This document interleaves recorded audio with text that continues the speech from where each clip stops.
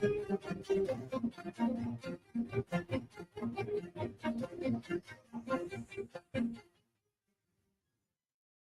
Radio USA ਸੁਣ ਰਹੇ ਸਾਰੇ ਸਰੋਤਿਆਂ ਨੂੰ ਪਿਆਰ ਸਤਿਕਾਰ ਸਹਿਤ ਨਿੱਘੀ ਜਿਹੀ ਸਤਿ ਸ੍ਰੀ ਅਕਾਲ। ਸਭ ਨੂੰ ਜੀ ਨੂੰ ਆਖਦੇ ਹਾਂ। ਸੋ ਤੇ ਪ੍ਰੋਗਰਾਮ ਅਪਡੇਟ ਕੈਲੀਫੋਰਨੀਆ 'ਚ ਸਵਾਗਤ ਹੈ।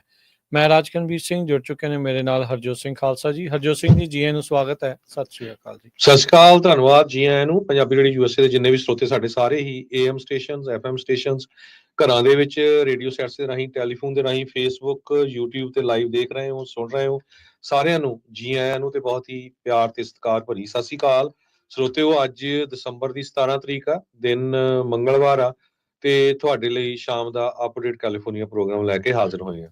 ਸਾਡੇ ਅੱਜ ਦੇ ਇਸ ਪ੍ਰੋਗਰਾਮ ਨੂੰ ਸਪਾਂਸਰ ਕਰਦੇ ਨੇ ਖਾਲਸਾ ਇੰਸ਼ੋਰੈਂਸ ਏਜੰਸੀ, ਜਿਨ੍ਹਾਂ ਦੇ ਕੋਲੋਂ ਹਰ ਇੱਕ ਤਰੀਕੇ ਦੀ ਇੰਸ਼ੋਰੈਂਸ ਕਰਵਾ ਸਕਦੇ ਹੋ। ਇੰਸ਼ੋਰੈਂਸ ਬਾਰੇ ਪਤਾ ਕਰਨ ਲਈ ਕਾਲ 408-272-2500। ਟਰਕੀਆਣਾ ਇਮੀਗ੍ਰੇਸ਼ਨ ਲਾ ਫਰਮ, US ਇਮੀਗ੍ਰੇਸ਼ਨ ਦਾ ਹੋਵੇ ਕਿਸੇ ਵੀ ਤਰੀਕੇ ਦਾ ਕੰਮ, ਕਾਲ ਅਟਰਨੀ ਜੇ ਟਰਕੀਆਣਾ 415-909-0503। Manjeet Singh Kalar, Avtar Singh Manzil Clovis, Satnam Singh Sunny Parewal university, Lakhvir Singh Samra Texas, Gurmel Singh Laddar Bakersfield, Amarjit Singh Stockton, Sarabjit Singh Toor New Jersey, Grewal travel services university, Gurbachan Singh Nagra Sacramento, Sarabjit Singh Kulwinder Kaur Toot university, Gurdev Singh Sohal Antelope, Kamaljit Singh Daulatpuria Manteca, Bisla ਪਰਿਵਾਰ ਫਰੈਸਡੋ, ਗੁਰਸਾਹਿਬ ਸਿੰਘ ਬੇਕਰਸਫੀਲਡ। ਸਾਰਿਆਂ ਦਾ ਧੰਨਵਾਦ। ਜੇ ਤੁਸੀਂ ਵੀ ਇਸ ਪ੍ਰੋਗਰਾਮ ਨੂੰ ਸਪਾਂਸਰ ਕਰਨਾ ਚਾਹੁੰਦੇ ਹੋ, ਸੰਪਰਕ ਕਰ ਸਕਦੇ ਹੋ 408-722-7698 ਤੇ। ਜੀ ਅੱਜ ਦੀਆਂ ਖਬਰਾਂ ਵੱਲ ਚੱਲੀਏ ਤੇ ਕਹਿੰਦੇ ਪਈ ਕੈਲੀਫੋਰਨੀਆ ਦੇ ਵਿੱਚ ਟੌਪ ਦੇ ਜਿਹੜੇ 50 ਸ਼ਹਿਰ ਆ ਜਿਹੜੇ ਦੇਖਣੇ ਹੋਣ, ਉਹਨਾਂ ਦੇ ਵਿੱਚ ਸੈਕਰਾਮੈਂਟੋ ਵੀ ਆਉਂਦਾ ਹੈਗਾ। ਬਹੁਤ ਸਾਰੇ ਲੋਕ ਜੋ ਸੈਕਰਾਮੈਂਟੋ ਦਾ ਨਾਮ ਕਦੇ ਨਹੀਂ ਲੈਂਦੇ ਸੀ, ਹਾਲਾਂਕਿ ਸਾਨੂੰ ਪਤਾ ਵੀ ਸਾਰੇ ਕੈਲੀਫੋਰਨੀਆ ਦੀ ਰਾਜਧਾਨੀ ਸੈਕਰਾਮੈਂਟੋ ਹੈਗੀ ਆ। ਉੱਥੇ ਟਾਵਰ ਬ੍ਰਿਜ ਵੀ ਹੈਗਾ, ਸੈਕਰਾਮੈਂਟੋ ਰਿਵਰ ਆ, ਤੇ ਕਹਿੰਦੇ ਵੀ ਟਾਈਨੀ ਕੋਸਟਲ ਟਾਊਨ, ਬੀਚਸ ਵੀ ਛੋਟੇ ਛੋਟੇ ਹੈਗੇ ਆ। ਸੋ ਇਹ ਪਹਿਲੇ 50 ਜਿਹੜੇ ਸ਼ਹਿਰ ਆ ਟਰੈਵਲ ਕਰਨ ਵਾਲੇ, ਉਹਨਾਂ ਦੇ ਵਿੱਚ ਇਹਦਾ ਨਾਂ ਆਇਆ ਹੈਗਾ ਆ। ਇਸ ਤੋਂ ਬਿਨਾਂ ਜੇ ਕੈਪੀਟਲ ਦੇ ਹਿਸਾਬ ਨਾਲ ਦੇਖਿਆ ਜਾਵੇ, ਸੈਕਰਾਮੈਂਟੋ ਕੈਲੀਫੋਰਨੀਆ ਦੀ ਕੈਪੀਟਲ ਆ। ਇੱਥੇ ਦੀ ਐਥਲੈਟਿਕ ਬੇਸਬਾਲ ਟੀਮ ਵੀ ਹੈਗੀ ਆ। ਤੇ ਇਸ ਤੋਂ ਬਿਨਾਂ ਓਰੇਗਨ ਦੀ ਜਿਹੜਾ ਪੋਰਟਲੈਂਡ ਆ, ਡੈਟਰਾਇਟ, ਇਹ ਵੀ ਜਿਹੜੇ ਬਿਗ ਸਿਟੀ ਥ੍ਰਿਲਸ ਹੈਗੇ ਆ। ਕਿੰਗਸ ਦੀ ਗੇਮ ਇੱਥੇ ਹੁੰਦੀ ਆ। ਬਹੁਤ ਸਾਰੇ ਮਾਈਗ੍ਰੈਂਟ ਕਮਿਊਨਿਟੀਜ਼ ਜੋ ਆ ਸੈਕਰਾਮੈਂਟੋ ਦੇ ਵਿੱਚ ਰਹਿੰਦੀਆਂ ਹੈਗੀਆਂ। ਸੈਨ ਫਰਾਂਸਿਸਕੋ, ਲੇਕ ਤਾਹੋ, ਯੋਸੇਮਿਟੀ, ਇਹ ਬਾਹਲਾ ਦੂਰ ਨਹੀਂ ਹੈਗਾ। ਲੇਕ ਤਾਹੋ ਤਾਂ ਸੈਨ ਫਰਾਂਸਿਸਕੋ ਤਾਂ ਮੇਬੀ 1 ਆਵਰ ਡਰਾਈਵ ਆ ਸੈਕਰਾਮੈਂਟੋ ਤੋਂ। ਹੁਣ ਜਿਹੜਾ ਉੱਥੇ ਦਾ ਇੰਟਰਨੈਸ਼ਨਲ ਏਅਰਪੋਰਟ ਆ, ਉਹ ਬਹੁਤ ਤੇਜ਼ੀ ਦੇ ਨਾਲ ਐਕਸਪੈਂਡ ਹੋ ਰਿਹਾ। 1.3 ਬਿਲੀਅਨ ਡਾਲਰ ਇਹਦੇ ਤੇ ਸਪੈਂਡ ਕੀਤਾ ਜਾ ਰਿਹਾ। Non stop flights Mexico city ਨੂੰ, ਨੈਸ਼ਵਿਲ, ਟੈਨਸੀ, ਵੈਨਕੂਵਰ, ਇਹ ਇੱਥੋਂ ਚੱਲ ਰਹੀਆਂ ਹੈਗੀਆਂ। ਰੈਸਟੋਰੈਂਟਸ ਕਾਫੀ ਵੱਡੀ ਗਿਣਤੀ ਦੇ ਵਿੱਚ ਇਸ ਸ਼ਹਿਰ ਦੇ ਵਿੱਚ ਹੈਗੇ ਆ। ਸੋ ਸੈਕਰਾਮੈਂਟੋ ਟੌਪ ਦੇ 50 ਸ਼ਹਿਰਾਂ ਦੇ ਵਿੱਚ ਆਇਆ ਆ। ਜੇ ਕਿਸੇ ਨੇ ਟਰੈਵਲ ਕਰਨ ਜਾਣਾ, ਉੱਥੇ ਵੱਖ-ਵੱਖ ਚੀਜ਼ਾਂ ਦੇਖਣ ਜਾਣਾ ਹੈ ਜੀ। ਗਵਰਨਰ ਗੈਵਿਨ ਨਿਊਸਮ ਨੇ ਅੱਜ 30,000 ਜਿਹੜੀਆਂ ਸਟੇਟ ਜੌਬਸ ਆ, ਉਹਨਾਂ ਦੇ ਲਈ ਡਿਗਰੀ ਦੀ ਰਿਕੁਆਇਰਮੈਂਟ ਆ, ਉਸ ਨੂੰ ਹਟਾ ਦਿੱਤਾ ਹੈਗਾ ਆ। ਉਹਨਾਂ ਨੇ ਕਰੀਅਰ ਐਜੂਕੇਸ਼ਨ ਦੇ ਬਾਬਤ ਜਿਹੜਾ ਇੱਕ ਮਾਸਟਰ ਪਲਾਨ ਜਾਰੀ ਕੀਤਾ ਸ਼ਾਸਟਾ ਕਾਲਜ ਰੈਡਿੰਗ ਦੇ ਵਿੱਚ ਜਾ ਕੇ। ਇਸ ਦੇ ਨਾਲ ਜਿਹੜੀਆਂ 30,000 ਸਟੇਟ ਦੀਆਂ ਸਰਕਾਰੀ ਜੌਬਸ ਆ, ਉਹਨਾਂ ਦੇ ਲਈ ਜਿਹੜੀ ਐਜੂਕੇਸ਼ਨਲ ਰਿਕੁਆਇਰਮੈਂਟ ਕਾਲਜ ਡਿਗਰੀ ਆ, ਉਸ ਨੂੰ ਹਟਾਇਆ ਗਿਆ ਹੈਗਾ ਆ, ਉਸ ਨੂੰ ਘਟਾ ਦਿੱਤਾ ਗਿਆ ਹੈ। ਯਾਨੀ ਕਿ ਹੁਣ ਤੁਹਾਨੂੰ ਉਹਨਾਂ ਜੌਬਸ ਦੇ ਲਈ ਡਿਗਰੀ ਦੀ ਜ਼ਰੂਰਤ ਨਹੀਂ ਹੋਵੇਗੀ। ਅਗਲੇ ਸਾਲ ਤੋਂ ਕਹਿੰਦੇ ਵੀ ਇਹ ਜਿਹੜੀਆਂ 32,000 ਸਟੇਟ ਦੀਆਂ ਜੌਬਸ ਆ, ਇਸ ਨਵੀਆਂ ਰਿਕੁਆਇਰਮੈਂਟਸ ਦੇ ਨਾਲ ਓਪਨ ਹੋਣਗੀਆਂ।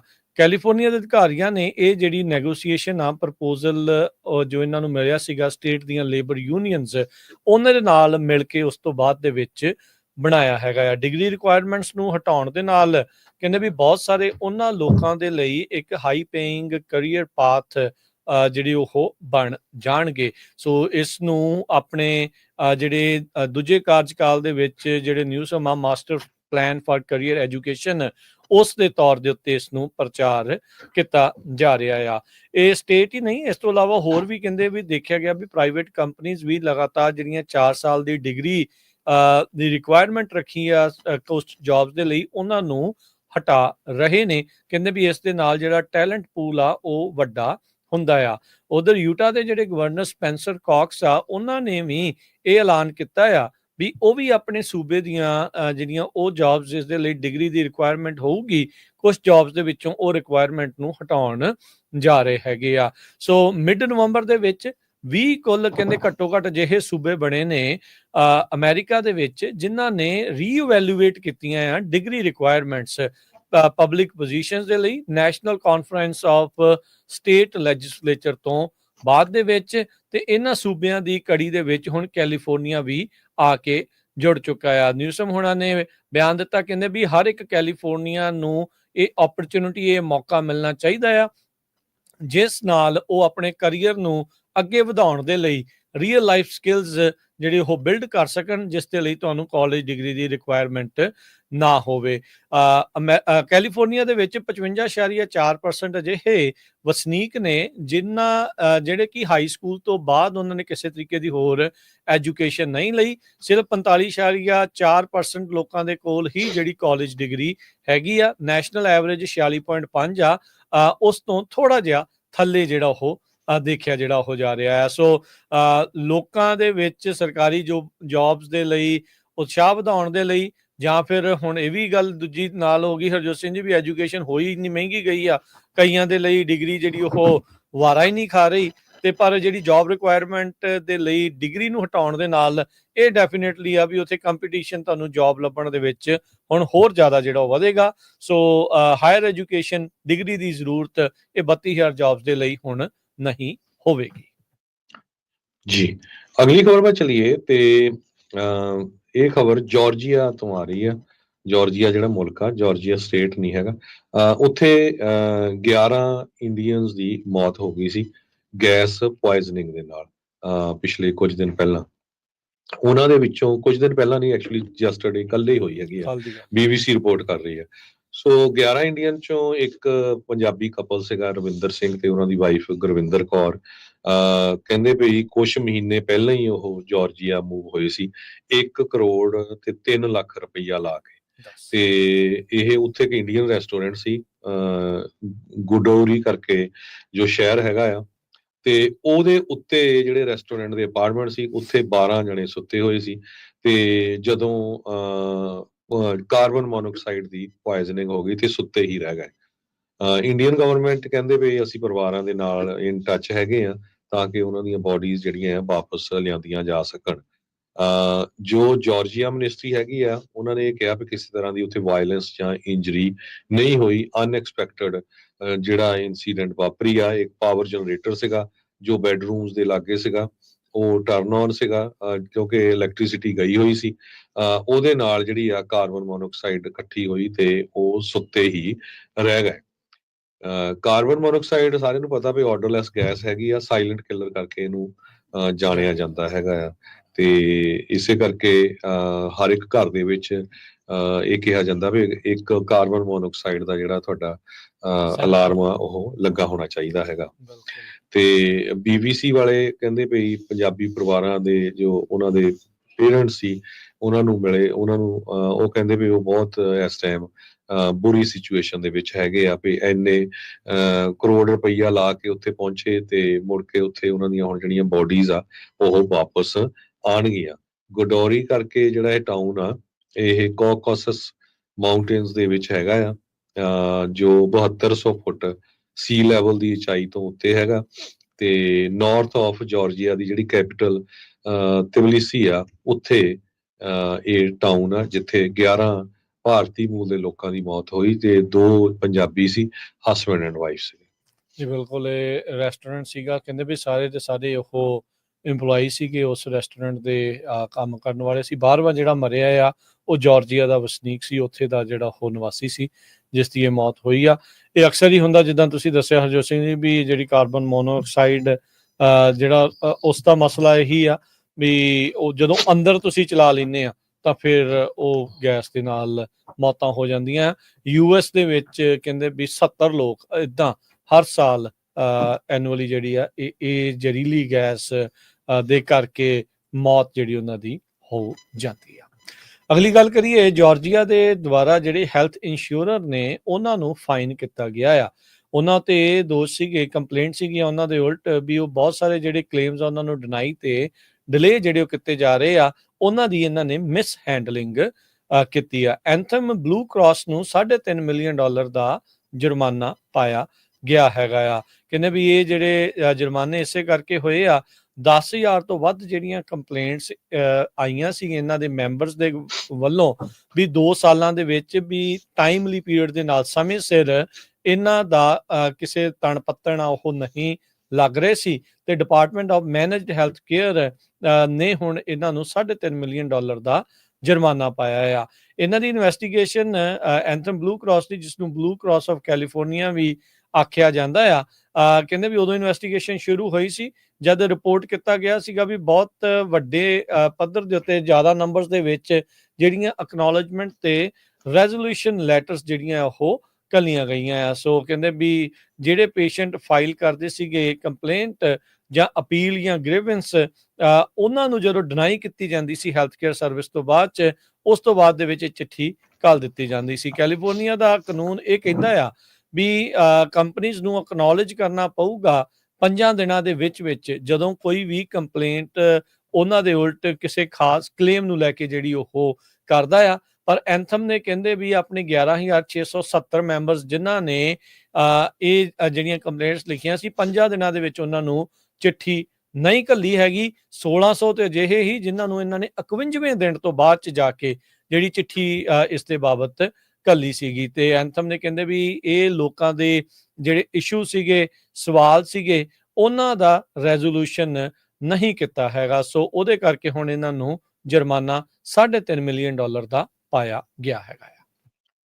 ਜੀ ਅਗਲੀ ਖਬਰ ਵੱਲ ਚਲੀਏ। ਕਈ ਵਾਰ ਕੀ ਹੁੰਦਾ ਵੀ ਜਿਹੜੀਆਂ ਸਰਕਾਰਾਂ ਆ ਉਹ ਯੂਨੀਅਨਸ ਨੂੰ ਦੇਖ ਕੇ ਜਾਂ ਆਮ ਲੋਕਾਂ ਦੀ ਗੱਲ ਸੁਣ ਕੇ ਜਿਹੜੀਆਂ ਆ ਉਹ ਤਨਖਾਹਾਂ ਵਧਾ ਦਿੰਦੀਆਂ ਹੈਗੀਆਂ।